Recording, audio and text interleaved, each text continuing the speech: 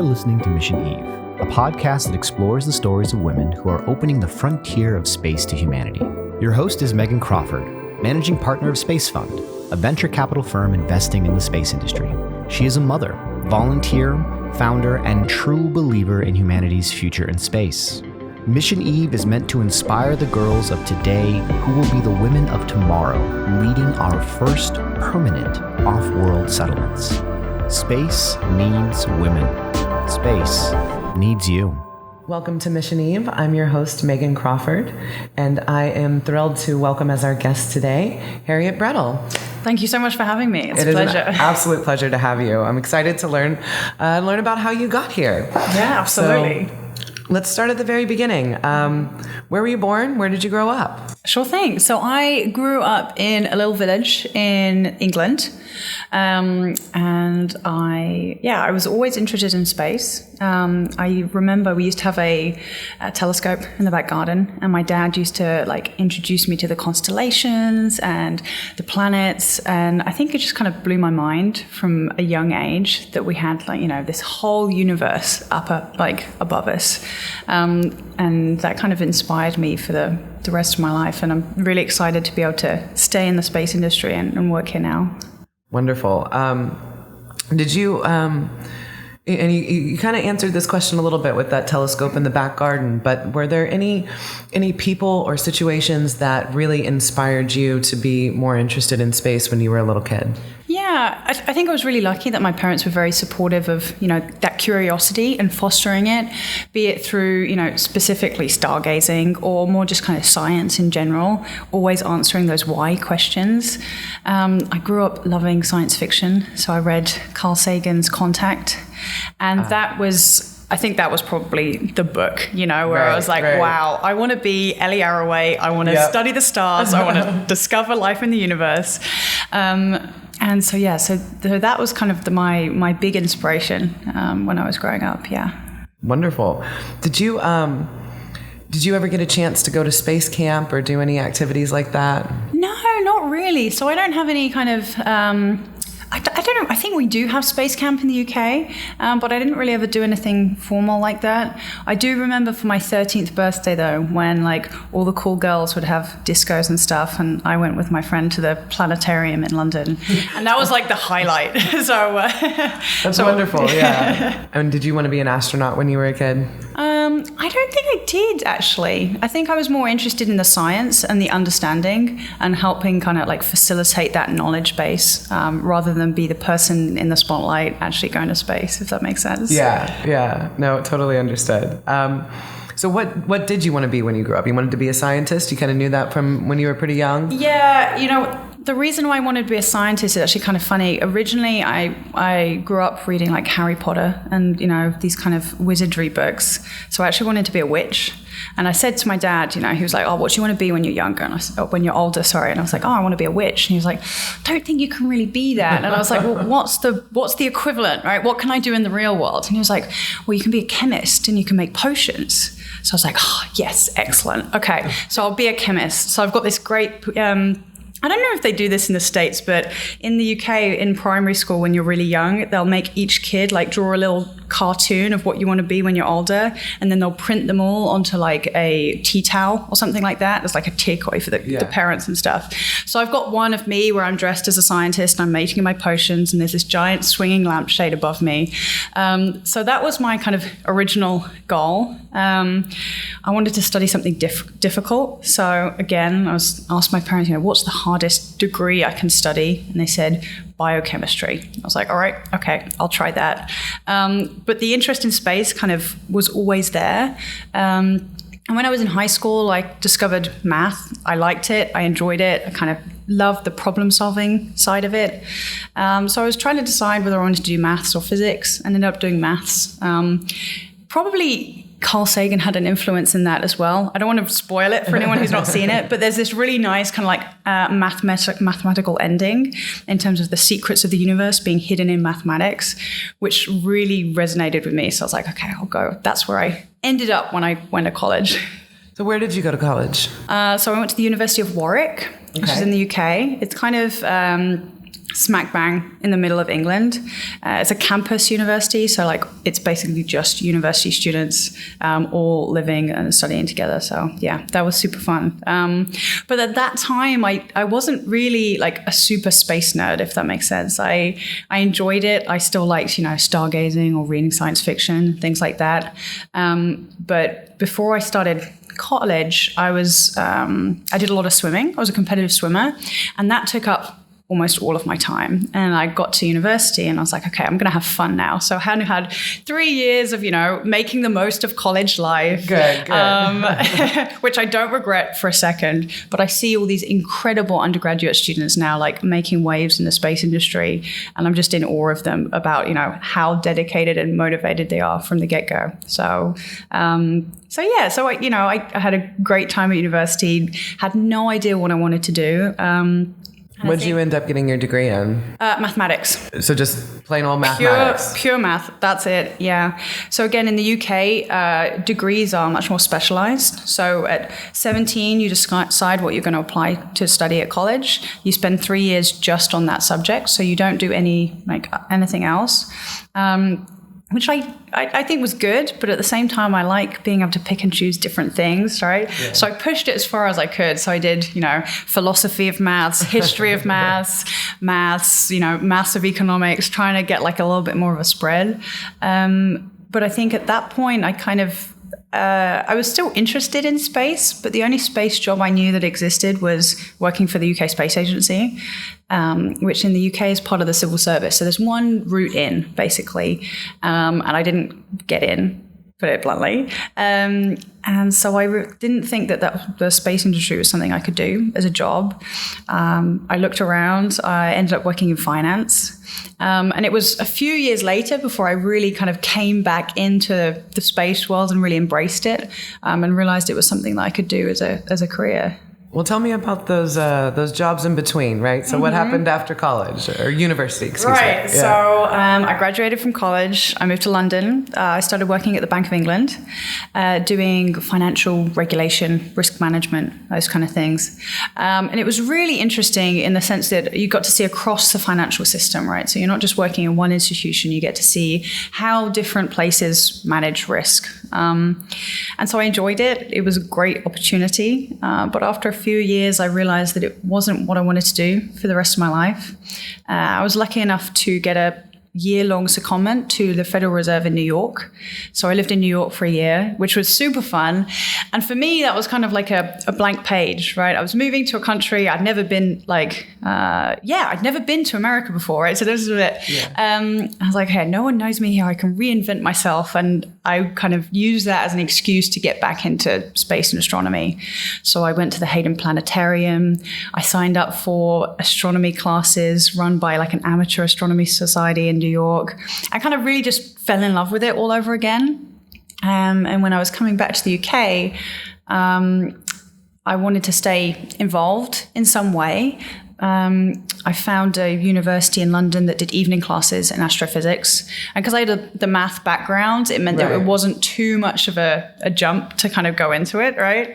I'd also discovered a fantastic organization called the Planetary Society when I was in New York.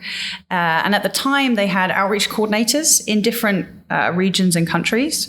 So as soon as I knew I was coming back to London, I was like, I need to find the London coordinator. And I looked on their registry and there was no London coordinator. So I reached out to them and I was like, hey, do you need a London coordinator? It could be me.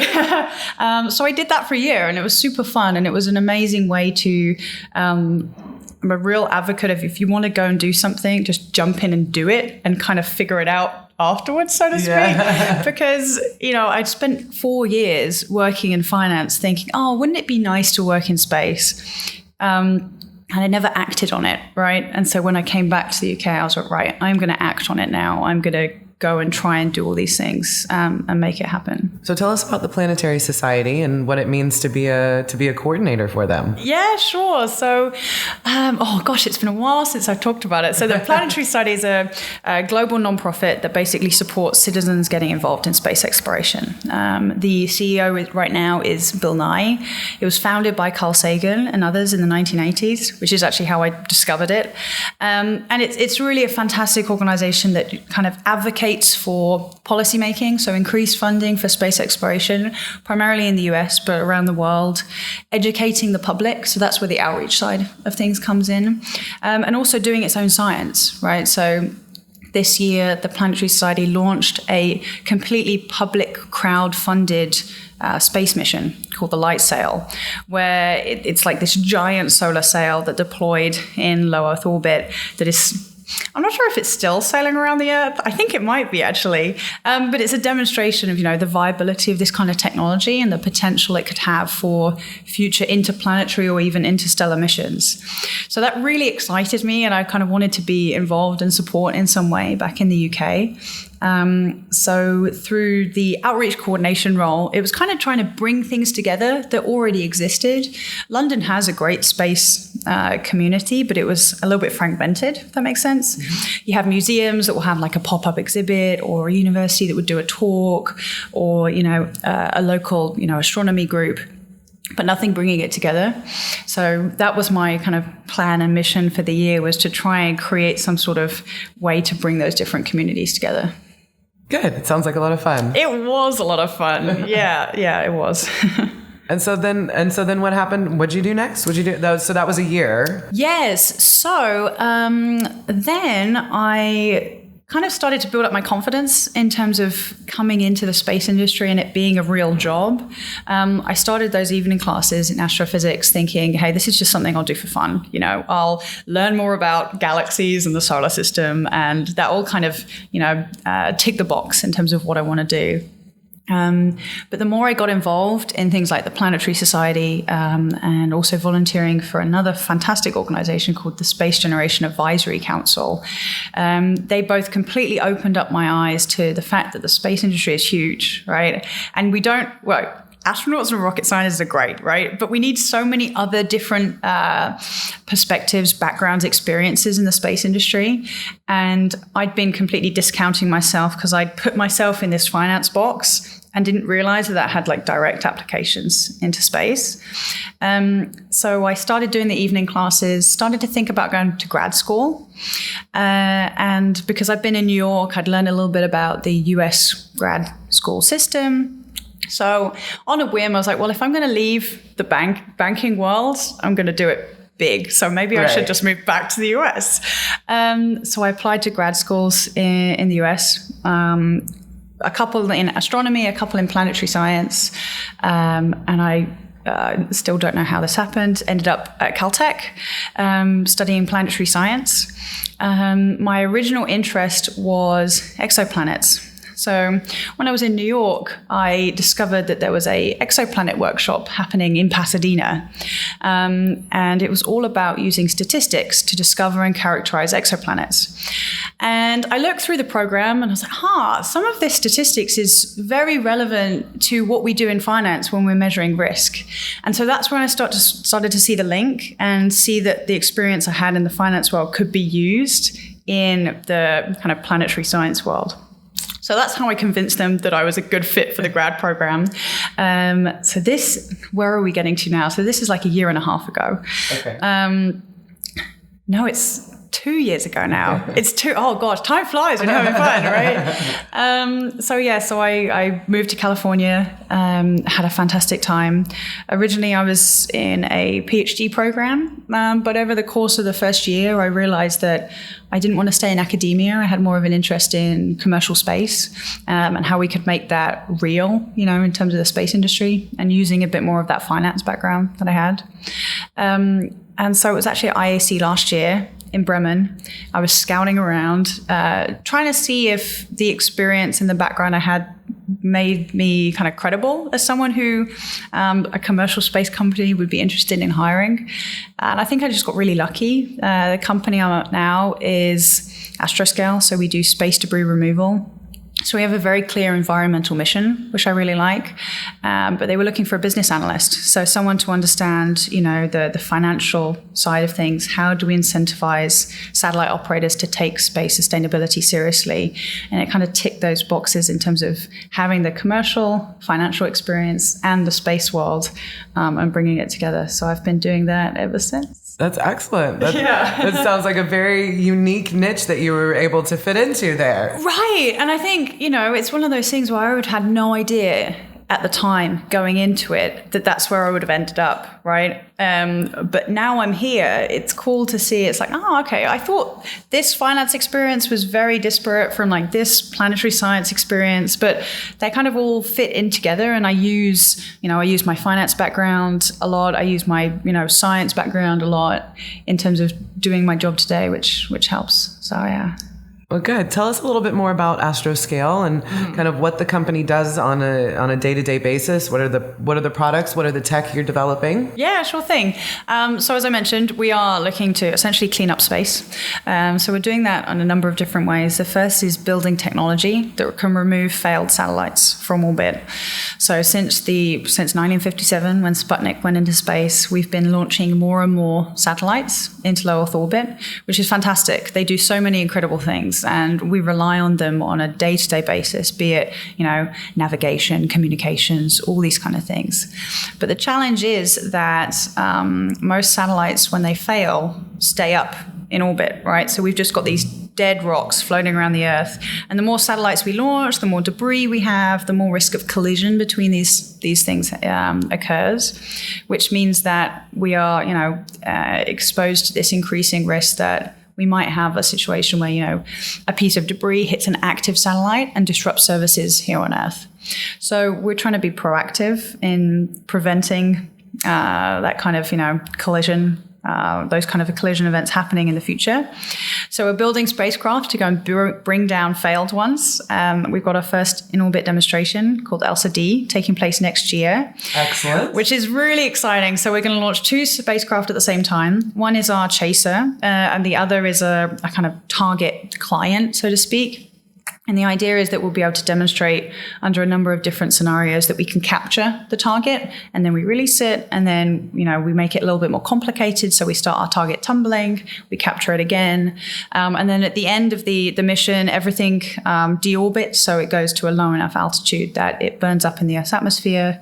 We haven't created any more debris. We've shown that we can do it. And then we're looking to move forward towards, commercial services where we can provide this kind of deorbit service to satellite operators that want to clean up after themselves at the end. Excellent. Mm-hmm. And so are you back in London now for this job, or? In the UK, yes. Okay, in the UK. Yeah. Uh-huh. So close enough, right? So our headquarters are actually in Japan, and I work in the UK office, which is in a place called Harwell. So Harwell has it's really cool. It's like a space cluster, right? So we have over 90 space companies. Wow. Yeah, all co-located on the same campus. That's really cool. It is. It's great. And we have, monthly coffee mornings where all the companies come together. And it's really nice to see that collaboration between the different companies. So, yeah. So, as a business analyst, that's kind of a general title, right? Yeah. What do you do every day? What does a typical day for you look like? Sure. So, my job is I like to think it's reasonably simple in terms of I'm just trying to answer 2 questions. One is who should pay for debris removal services, and why should they pay? The idea is, space debris is one of these environmental problems, right? Like polluting the oceans or climate change, where a lot of people are contributing to the problem, but there's not necessarily that individual incentive to clean up, right? Because why should I clean up if, someone else is polluting, and everyone is responsible for the entire orbital environment, right? So we're working on developing those arguments to explain specifically for satellite operators why it's in their interests to bring down that debris. And it could be through a number of measures, right?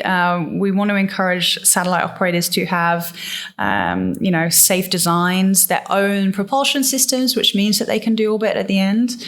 But there are going to be, a small percentage of satellites that will fail in a way that means the satellite operator can't do anything about it.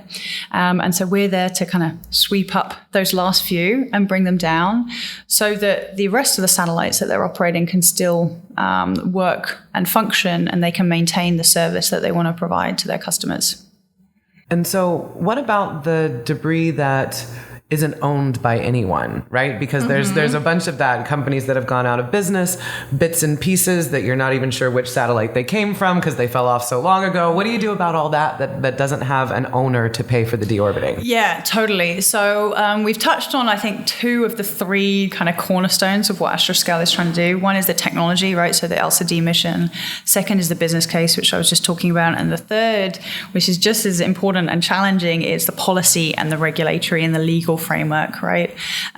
Because right now we have a system that is, underdeveloped in terms of how we think about space sustainability and space traffic management. Right now, legally, satellites are the responsibility of the launching state that takes them into orbit. If you're an American satellite, you go into space, then the American government is ultimately liable, and the same for any other country. But that makes it confusing, right? And we don't want to be seen as space pirates, right? That are just going up and salvaging and things like that. So we're working with government agencies and satellite operators to make sure that we can kind of work with them to bring down the space junk. Yeah. Does that make sense? Yeah. So then you have governments as a customer. Exactly. So good widespread. That's good. That's good. So what advice would you give someone, especially a woman who wants to break into the space industry? I think it's probably similar advice to the advice I would have given myself. Like 7 years ago or something like that, which was don't hold yourself back. Imposter syndrome is real. I think a lot of people can relate to it, particularly women. And I spent 4 years in a job that I liked but didn't necessarily love because I wasn't confident enough in my own abilities and what I could do, right? And I don't regret the path I've taken. It's been, windy and fun and all the rest. But if I'd have had that confidence straight after university, straight after college to say, I really want to work in space and here's how I can do it, then I wish I would have kind of taken that leap earlier, if that makes sense. It does. And you're right about imposter syndrome. It's something that I know that I have trouble with. Almost all the women I know have this problem where you just don't think you're as good as everybody else thinks you are, right? So my advice would be when everybody in the whole world thinks you're great, maybe you probably are, right? Yes. It's amazing because we had a young professional workshop right before the IAC called the Space Generation Congress. And it brings together 150 young professionals and students from around the world. And it's incredibly inspiring, right? Because you see all these amazing people and they're all, young, fantastic, doing all these amazing things. But at the same time, the number of people who I spoke to and they were like, oh God, everyone here is amazing. How did I get in? And, you have to say everyone else is feeling that, it's not you, exactly, you're right. Exactly. And you are all amazing and that's why you're here. Yeah. Exactly. Yeah. And I think it helps to talk about that and normalize that feeling, right? Because if we don't, then everyone is just stuck in their own shell thinking, oh gosh, everyone else is amazing and I'm terrible. But opening up makes, helps you to kind of overcome that and help other people support you, right? Because otherwise they wouldn't know that you're feeling having those insecurities. Yeah. Exactly. Yeah. Totally with you. So have you had any challenges as a woman in the industry? Have you had any kind of pushback about being a girl? I can't think of any specific examples. There's been a few times where people, make somewhat, patronizing remarks where I think, would you have said that to me if I was a man? Would I have been taken more seriously with what I've said if If I wasn't a woman. I think the other thing that I struggle with is less with being a woman, but more sometimes being a non-engineer in the space industry. And I think this plays into my own insecurities as well, because that's the reason that I didn't come into the space industry immediately, because I thought, you have to be an engineer. And so that is something where I feel like I want to prove that I am technical, because I don't want to be cast as like stereotyped into a non-technical role. But at the same time, I think my skill set isn't, I don't want to be the person who's in the details, diving through the super technical stuff. But sometimes it can be a bit frustrating when, you get kind of like, I don't know, the odd comment where, we're looking to speak to an engineer, please, and I'm oh, really? I can still answer your questions. It's going to be okay. Yeah. So, I don't know if that's something you've experienced. Interestingly, I also have a background in finance. Oh, right? Cool. So, but I found kind of similar experience in both worlds, right? Finance is typically very, very male-heavy industry as well. And it would be, and maybe not so much my professors, because I got my MBA in finance. They were usually pretty good, but a lot of times it was the other guys in the room, right? So I was lucky that my master's program is an MBA program, and it was 30% women, which was a really high number for an MBA program, right? And they worked really hard to get to that number, which again plays into your own insecurities. Maybe I didn't deserve to get in, and I'm only here because I'm a woman, but that's neither here nor there. But then when everybody diversified into the second year into your concentrations, and I did finance and entrepreneurship because I'm a masochist, I wanted to do two. But most of my girlfriends went to marketing. Right. And so now I'm one of 2 or 3 women in a class of 60. And sometimes when I would ask a question, you could just hear the entire room's eyes roll. You know what I mean? And there'd be little comments from the back like, stupid girls, things like that. Right. But as I got out into the professional world more, I found that less and less. Yeah. And it's interesting because I think the thing I struggle with is like really pinpointing what it is. And you kind of just hit the nail on the head, right? It's not, I haven't experienced any kind of explicit sexism, right? No one has been like, made it overtly obvious. It's more the little like side digs that, and then I'm like, can I really call someone out? Because I'm really not sure if they actually meant what they said, or like, did I really just misinterpret that? But when it happens a few times, you think, maybe, do you know what I mean? I know exactly what you mean. I know exactly what you mean. But I do find that it's getting better over time, so that's good.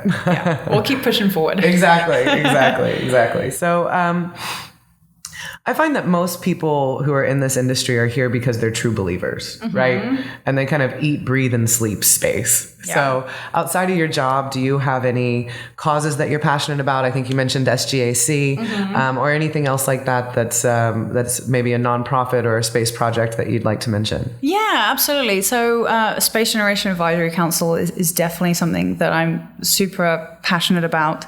So it's a global nonprofit that supports students, young professionals connect to the wider space industry. And honestly, it's one of the key reasons why I'm here, because I volunteered for this organization. We have over 15,000 members in over 150 countries.